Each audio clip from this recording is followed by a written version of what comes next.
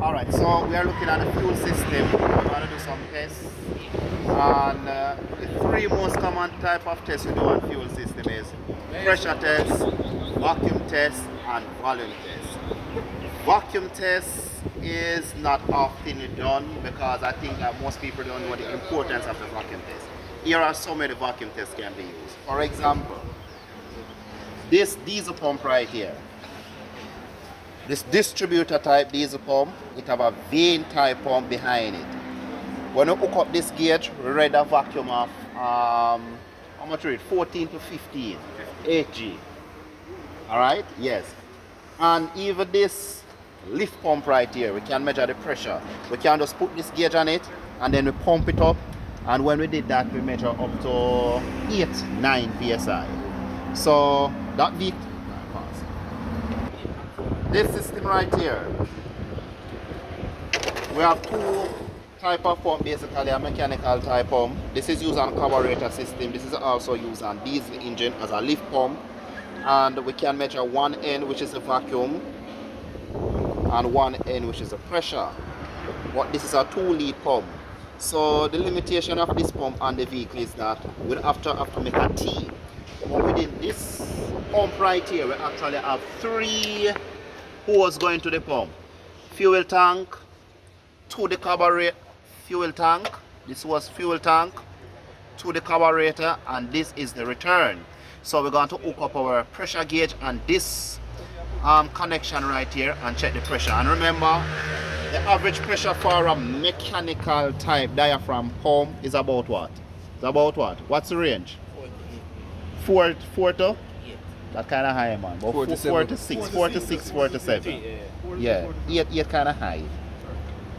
Alright. And this now, this is an electrical type pump. And this is a roller type pump. And for this system vehicle that make in the 90s, 1985 to 1995, up to 2000, we are looking at 40 psi. If you are looking at a non-return system, we are looking at 55, 60 psi. Alright, so this is another connection. We could not use this type of gauge to measure this because this gauge is for low pressure system. So this is for another time. So let us hook up our low pressure gauge and see what is going on right here. Okay. Alright, so we're going to hook up this low pressure gauge on this mechanical type fuel pump. Remember, this is from the fuel tank. So if we want to measure the vacuum, we disconnect this hose. If we want to measure the pressure, we can disconnect the hose. We can disconnect the return to the tank, or we can disconnect supply to the carburetor. But suppose we want to drive the vehicle while we are measuring the pressure, we just disconnect this return one, and this is pretty simple. I can use my plier screwdriver, take off this.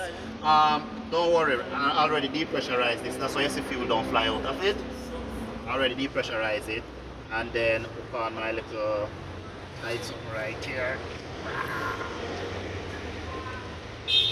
And this is so tight, I don't need a clamp. What? Alright, so what PSI are we looking at for this low pressure system? The gauge here. Anyway, start it up. Let us see. The gauge here should have been 0. We have a different fuel pressure gauge. How many of them have out here? Start, man. Start.